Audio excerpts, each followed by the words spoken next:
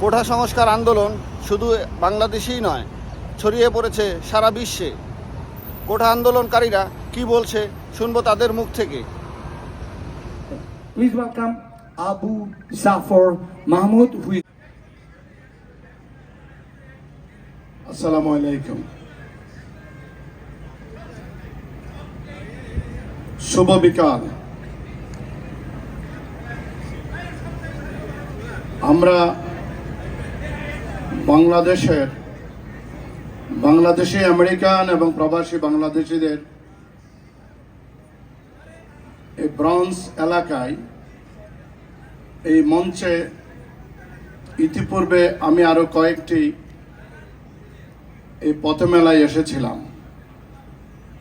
আমি সব সময় আপনাদের দেখেছি, আপনাদের এই চেহারাগুলো আমার খুবই পরিচিত যখন থেকে আমি হোম কেয়ার শিক্ষা দিয়ে চলেছি এই দেশে প্রায় 17-18 বছর ধরে। আজকে যে মেলা, এই মেলা বাংলাদেশি আমেরিকান কালচারাল অ্যাসোসিয়েশন কর্তৃক আয়োজিত এবং এই মেলা হচ্ছে people up state fair. People United for progress, প্রগতির জন্য, উন্নতির জন্য একত্রিত যে জনগণ, সেই জনগণ আমরা। এই ক্ষেত্রে যেই সময় আমরা এই মেলার উদ্বোধন করতে চলেছি, আপনারা প্রত্যেকেই এই কটা দিন আপনার অস্বস্তিতে আছেন, বাংলাদেশের প্রিয়জনদের সাথে যোগাযোগ করতে পারছিলেন না। বাংলাদেশে যত আপনজন, তাদের থেকে আমরা বিচ্ছিন্ন ছিলাম। বাংলাদেশে এই যে কোটি কোটি মানুষ, তারা সবাই বিচ্ছিন্ন সারা দুনিয়া থেকে। উল্লেখ করার বিষয়, সেখানে যে তরুণ ছাত্র ছাত্রী, এরা প্রত্যেকে জীবনের জন্য যেখানে জীবন তাদের ঠেকে গেছে, সেখানে তারা আর শুয়ে থাকেনি, আপোষ করেনি, আত্মসমর্পণ করেনি। তারা সেখানে মাথা তুলে দাঁড়িয়েছে।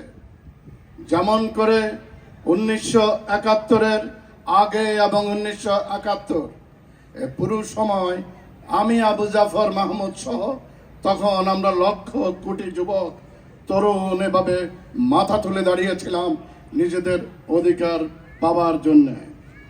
আজকে আমাদের যে সন্তানরা সারা বাংলাদেশে যারা রাস্তায় নেমেছে, তারা তাদের দেশের এই প্রিয় সরকারকে, তাদের দেশের প্রিয় কর্তৃপক্ষকে একটা কথা শুধু জানাতে চেয়েছে।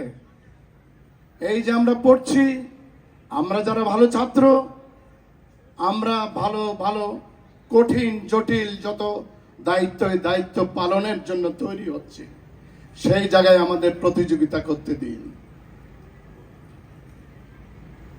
খুবই সহজ। সামরিক অফিসার যে হয়, ও কাউকে ঘুষ দেওয়া হতে পারে না। সামরিক অফিসার যে হয়, আত্মীয় স্বজনের কারণে হতে পারে না। দিন রাত অনিদ্রায়, উপবাস, কষ্টে এই পরিশ্রম করেই ওরা তখন সামরিক সৈনিক থেকে অফিসার, সৈনিক এবং অফিসার একইভাবে তারা হয়, কারণ দেশ রক্ষা করবে তারা। এই দেশ আমরা, এই কোটি কোটি মানুষের যে দেশ, এই দেশ রক্ষা করার জন্য আমাদের এই সন্তানরা ওভাবেই নিজেদের গড়ে তোলে। একইভাবে নিম্নবিত্ত, মধ্যবিত্ত প্রত্যেকটা পরিবার থেকে ছেলেপেলেরা লেখাপড়া করে, রাতে দিনে পরিশ্রম করে। তারা যখন পরীক্ষা দিতে আসে, তখন যে রেজাল্টটা পায়, ওখানে কেউ A+, AA+ ইত্যাদি ক্যাটাগরিতে এসে, তারপর যখন তারা চাকরিতে যাবে, সেই সময় তারা টিকে না। তাদের টিকানো হয় না ওই কোটার নামে বরাদ্দ করে যে বাধা সৃষ্টি করে রেখেছে। ওরা বলছে বাধাটা সরিয়ে দিন, এটা সংস্কার করুন, যাতে গোটা জাতি তার ভবিষ্যৎ যে নেতা, গোটা জাতি তাদের ভবিষ্যৎ যে ব্যবস্থাপক, গোটা জাতি তাদের ভবিষ্যৎ যে নিরাপত্তা রক্ষাকারী, তাদেরকে যাতে গড়ে তুলতে পারে, এই আমরাই আপনাদের সন্তান, আমরাই আপনাদের বংশধর, আমরাই এ দেশ রক্ষা করব, আমাদেরকে এদের চালাতে হবে। আচ্ছা বলুন তো, রাষ্ট্র যিনি প্রথম রাষ্ট্রপতি হয়েছেন উনি কি বেঁচে আছেন? যিনি প্রথম প্রধানমন্ত্রী হয়েছেন উনি কি বেঁচে আছেন? তাহলে রাষ্ট্র চলতে হয় না? একইভাবে আমাদের এই সন্তানদের কাছে তো ভবিষ্যৎ কি তার অপরাধ? ও যখন জানিয়েছে এই কথাটি, আপনি গুলি করে দিলেন। কার এই গুলি? এটা বুঝবো আমি। এটি কোনো রাজনৈতিক দলের বলি না, আমি কোনো রাজনৈতিক দলের পক্ষ বা বিপক্ষ নয়, আমার ওই সময় নাই। আমার সময় সম্পূর্ণ ভালোবাসা গোটা বাংলাদেশের জন্য, বাংলাদেশের সব মানুষের জন্য।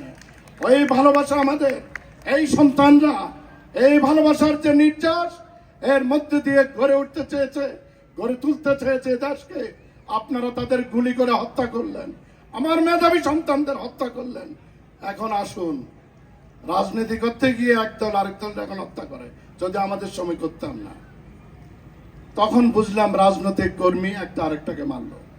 এই সন্তানরা, এই ছেলে, এই মেয়েরা, এদের যোগ্যতা এবং পরিচয়টা হলো ভালো ছাত্র এবং ভালো ছাত্রী।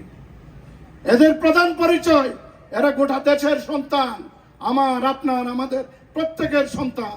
এরা কে মুসলমান, কে হিন্দু, কে বৌদ্ধ, এদের ধর্মীয় পরিচয় অত নয়, এরা একটা দেশের একটা পরিবারের সন্তান।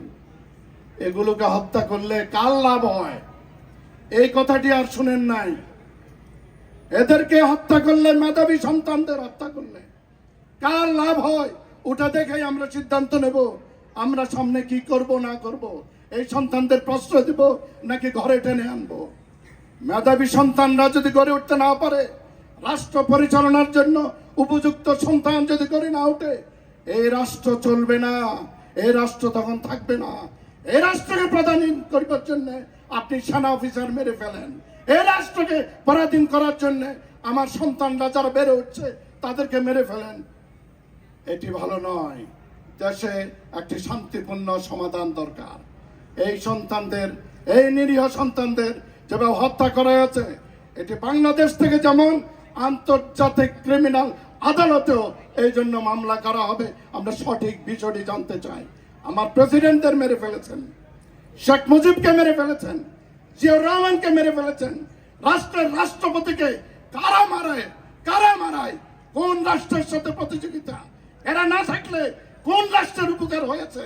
এটা তো আমরা এই 50-53 বছরে দেখেছি, তাতে সব আমরা বুঝি। আল্লাহ এখনো হায়াত রেখেছে, হয়তো বা কোনো দায়িত্ব পালন করতে হতে পারে। আমাদের এই সন্তানদের আমরা মুক্ত করতে চাই। আমাদের এই প্রিয় বাংলাদেশ যেটা যুদ্ধ করে সৃষ্টি করেছে, এটাকে মুক্ত করতে চাই। এই জন্য আপনাদের লাগবে আজকে ম্যানহাটনে আমাদের যেসব ছেলেমেয়েরা ওখানে আজকে স্লোগান দিচ্ছে, এর যদি দেশপ্রেম না হতো, এখানে এসে অন্য জাতির মেয়েদের বিয়ে করা, অন্য জাতির ছেলেদের সাথে চলে যাওয়া, এই কাজগুলো তারা করে করে আনন্দ নিতে পারত। কিন্তু যখন তারা তাদের ওই ভাই, ওই বোন যারা বাংলাদেশে গুলিবিদ্ধ হয়ে প্রাণ হারিয়েছে, যাদের রক্তে রঙ্গিত হয়েছে, যাদের প্রাণ যাওয়াই এত মায়ের বুক খালি হয়েছে, এরা পাশে দাঁড়িয়েছে, এরাও আমাদের সন্তান। সেই কারণে আমাদের দায়িত্ব ওদের পাশে দাঁড়ানো, এই সন্তানদের ভালোবাসা, এদের আদর যত্ন করা, এদের সঠিক লাইন তুলে ধরা, এবং বাংলাদেশে আমরা আর মেধা ক্ষয় হতে দেব না। সেই জন্য যে রাজনীতি দরকার, এই আমেরিকার সাথে কথা বলা দরকার। গভীর শ্রদ্ধার সাথে স্মরণ করতেছি বাংলাদেশে যারা শহীদ হয়েছে। খুব একটা বলার কিছু নাই আজকে। একটু আগে আমার সালে ভাই বলে গেছেন, আসলে আমরা সবাই আহত, মর্মাহত, এবং আমরা এই পরিবারের প্রতি আমাদের সমবেদনা ছাড়া আর কিছু নাই। তবে আশা করি আমরা সবাই আশাবাদী যে একটা সুষ্ঠু পরিবেশ আবার চলে আসবে, এটাই আমাদের প্রত্যাশা। আপনারা জানেন যে বাংলাদেশে যে চলমান পরিস্থিতি, সেজন্য আমরাও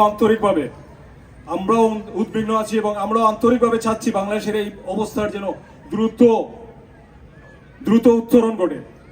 এই বাংলাদেশের এই চলমান পরিস্থিতিতে, চলমান অবস্থায় যারা প্রাণ হারিয়েছেন, যারা আহত হয়েছেন, তাদের প্রতি সম্মান জানিয়ে আমরা এখন 1 মিনিট নীরবতা পালন করব। আপনাদের সবাইকে আমি আহ্বান জানাবো, যে যে অবস্থানে আছেন সেখান থেকে আমরা 1 মিনিট নীরবতা পালন করব এবং নীরবতা শুরু হবে। সবাই নীরবতা পালন করবেন এবং মনে মনে দোয়া করবেন। তো আমরা এখন শুরু করে দেব 1 মিনিট নীরবতা। Now I would like to let everybody know this is what's going on in Bangladesh. There are almost 100 over people killed for the student from student. So now we want to do the prayer and 1 minute silence for them, for their so departed soul. So please, time going to start now.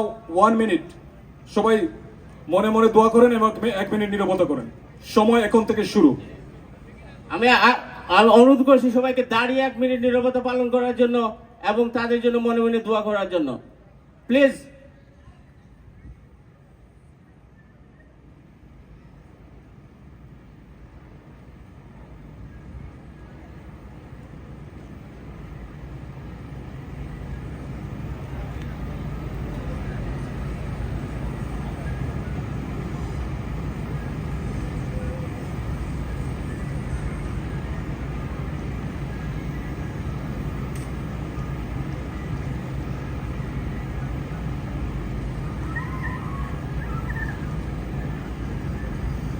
সবাইকে ধন্যবাদ।